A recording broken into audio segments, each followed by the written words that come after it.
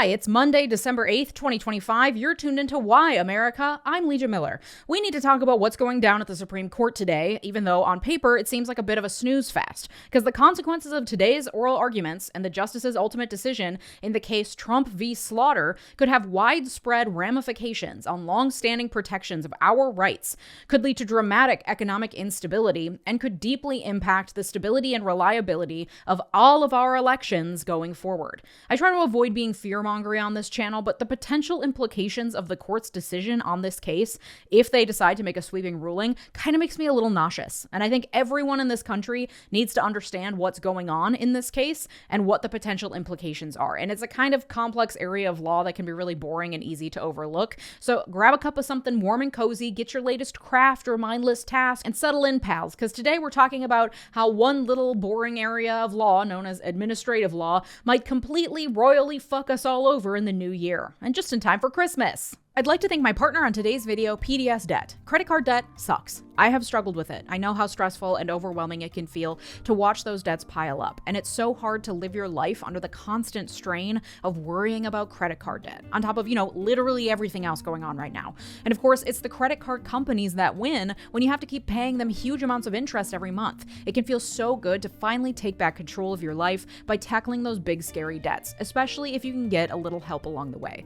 If you're struggling with credit cards, personal loans, collections, or medical bills, you need to check out PDS Debt. PDS Debt provides a service to match you with debt solutions tailored to your financial situation, and they have a team of people ready to help you with your debt journey. They understand your specific scenario and will help provide alternative solutions to becoming debt-free. PDS Debt is offering a free debt analysis. It only takes 30 seconds. Head over to pdsdebt.com/Miller to get your free debt assessment today. You'll receive a full breakdown on how to save on interest each month and the quickest way to take care of your debt. There's no minimum credit score required. Whether your credit is bad or fair, they're here to help you save more, pay off your debt faster, and start putting money back where it belongs, in your savings account. PDS Debt is A+ rated by the Better Business Bureau, boasts hundreds of 5-star reviews on Google, and holds a 5-star rating on Trustpilot. And getting started is easy. Go to pdsdebt.com/Miller to complete your free debt assessment in just 30 seconds to see what options are available to you. Get your free assessment and find the best option for you right now at pdsdebt.com/Miller. Thanks, PDS Debt. Okay, so the Supreme Court heard oral arguments today in the case called Trump v. Slaughter. Yes, like slaughter as in to kill an animal. Fittingly grotesque for this case and its implications. Slaughter is the last name of one Rebecca Slaughter, a commissioner at the Federal Trade Commission, or FTC. Slaughter was fired by the Trump administration in March via an email that said her continued service on the FTC is inconsistent with the administration's priorities. Now, that is a problem, because according to the law written and passed by Congress way back in 1914, the one that created the Federal Trade Commission, the president can only fire commissioners for cause, specifically for inefficiency, neglect of duty, or malfeasance in office. He cannot fire a commissioner willy-nilly because he doesn't like her or she doesn't align with him politically. He can only fire her for one of those 3 reasons, and for cause. And that's not what happened here. Saying that her service is inconsistent with the administration's priorities is not one of the allowed reasons to fire an FTC commissioner. And so Rebecca Slaughter sued the Trump administration to reinstate her in her role. And now in the last 11 months, Trump has hired and fired a lot of people. So why do we care so much about this one? Well, the reason is because this is the test case that the regime was hoping for in order to overturn 90-year-old Supreme Court precedent that stands in the way of the central theory of government that the right-wing nutjobs running the show and the executive branch all ascribe to. Unitary executive theory. A once fringe Looney Tunes theory that was made mainstream because a couple people with Ivy League degrees joined some right-wing think tanks that were willing to publish their unfounded theories in official-looking ways so that they could push the theory into the mainstream. The idea is that the Constitution and the Founding Fathers actually meant for the president to exercise complete control over the executive branch, and that control and power should remain entirely unchecked by the other 2 branches of government. The reason why this theory has remained fringe up until very recently is because that makes no fucking sense. The Constitution and the Founders very clearly set up a system of checks and balances between the branches of government so that no one branch was able to have unchecked runaway power, like, I don't know, the King of England they had just fought a war against. But by cherry-picking information, using creative word and definition choices, and spinning up a lot of bunk legal theory, a few fringe people have managed to convince a few other fringe people, many of whom have ulterior motives means for growing their own power and enforcing their own ideologies, that this whole unitary executive theory thing is valid. And one of the main thorns in the side of people like OMB Director Russ Vought and Trump advisor Stephen Miller, who vehemently espouse the validity of the unitary executive theory, is the so-called administrative state, the body of administrative agencies that has grown exponentially in the last century to execute the laws on behalf of the executive. Everything from the EPA to the FTC to the SEC, those are all agencies created to execute the laws written by Congress. They are all part of the executive branch. That is where the branch gets its name. The legislative branch, i.e. Congress, writes the legislation, the laws, and the executive branch executes the laws that were written by Congress. And then the judicial branch adjudicates the resulting issues that arise from that activity, and they interpret what the law says and how it applies to each separate controversy. It is explicitly written in the Constitution that it is the president's job to make sure that the laws be faithfully executed. Faithfully executed. When the laws are executed, the president should be faithful to the laws as written, faithfully executed. And so the way that works, when you have a huge country with 340 million people spread out over more than 2 billion acres of land with a system of 50 different states and numerous other territories, to manage a government comprising of that much space and that many people, in order for the president to be able to faithfully execute all the laws that Congress passes to try to manage all of that, Congress, within the laws it passes, creates agencies, regulatory bodies filled with experts who have spent their lives studying the subject matter, and lawyers with specialties in the subject matter to pass regulations that ensure that the laws written by Congress are faithfully executed. So when Congress passes a law saying, hey, we want to make sure our water stays clean, it empowers a body like the EPA to deal with the details, the individual regulations to ensure the water stays clean, and managing the day-to-day of trying to enforce the overarching law that created the agency to begin with, or that has been entrusted to the agency to manage. That is the administrative state, which some have called the fourth branch of government because of how large and powerful it has become, but it technically all lives under the executive branch because they are executing the laws on behalf of the president.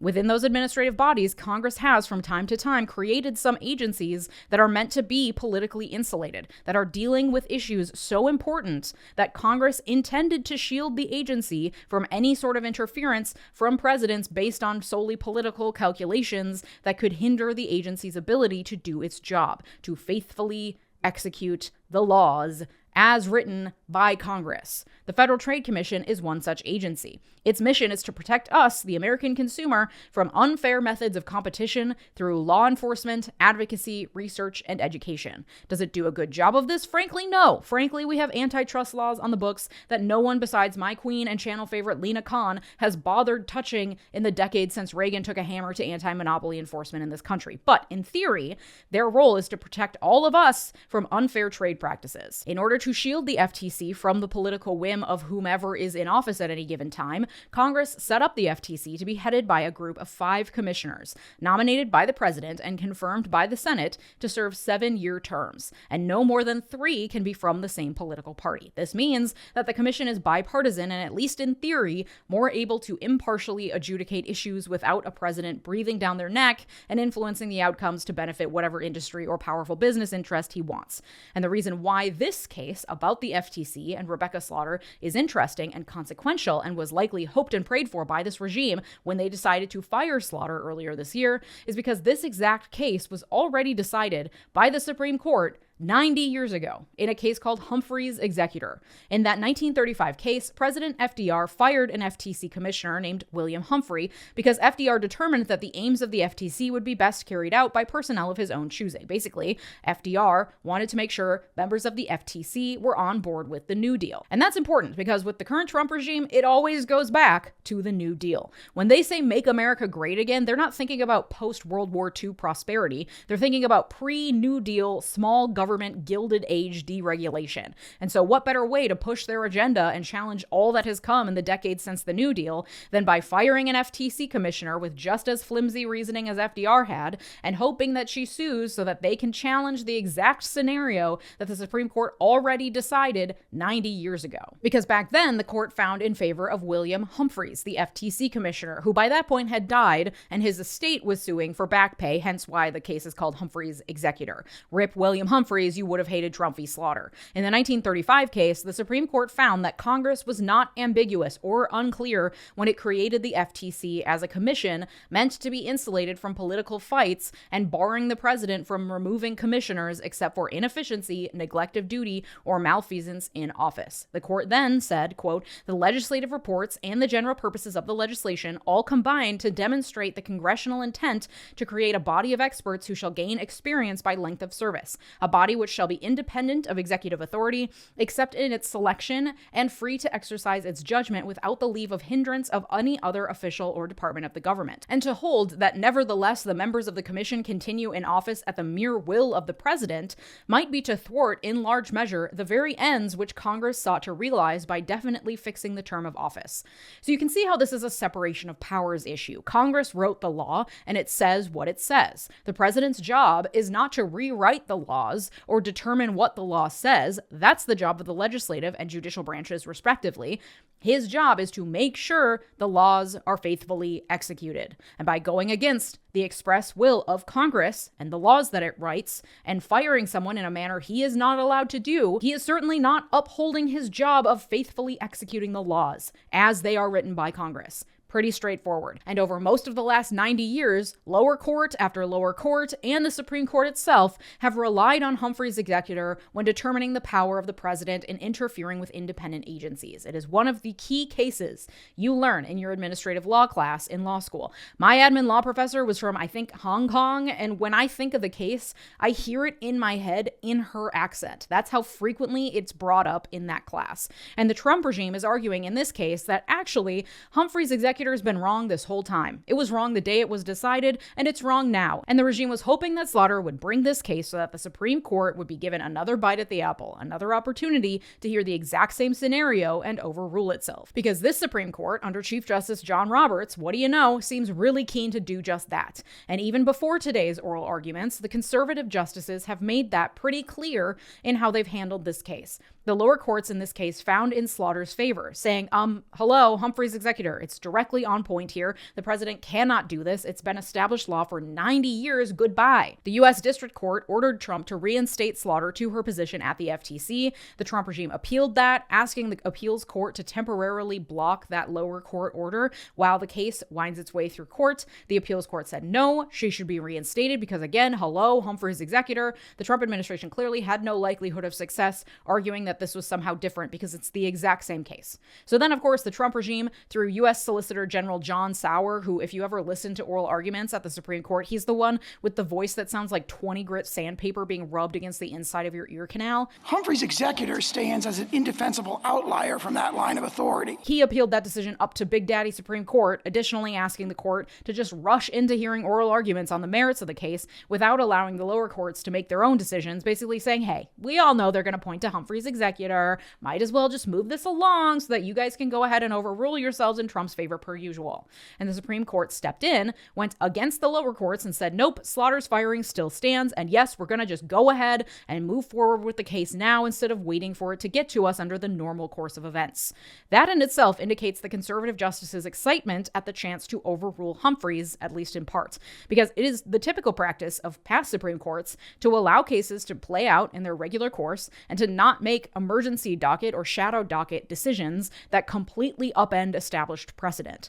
That's not what they did here, and that indicates that they seriously question the validity of Humphrey's executor today and are excited at the chance to review their past work to tweak it to better serve the president. Because that is ultimately what's at the heart of the unitary executive theory and the Supreme Court decisions in the last couple years that have concentrated power in the hands of the president. It is all about the president and never about the people. The theory is much more concerned with protecting the constitutional rights of the president than of any of the rest of us. Any attempt to check or balance the president's power by the other branches of government is an infringement on the president's constitutional rights. And they try to justify it to all of us by saying that the president represents the will of the people. So any unelected agency that attempts to subvert the will of the president is actually subverting the will of the American people, and we simply cannot have that. Which is an argument I'm certain works on Trump's base because they don't seem keen keen on like logical reasoning or critical thinking, but I know my audience and I know you guys are capable of seeing through that flimsy argument, because it is not the will of some unelected commissioners that's being used against the president. It is the will of Congress through the laws it writes that creates these commissions, and the commissioners are then approved by Congress. That is what is checking the power of the president, and rightly so, based on our clearly established constitutional order. Like, there are a lot of things that are arguable about the Constitution, and I frequently argue on this show that putting all of your stock in the will of the founders is fucking stupid, because they were a bunch of elitist racists. Like, thanks for the starting document, but we'll take it from here. I'm not interested in interpreting all laws through the lens of landed white men from the 1700s. That's fucking stupid.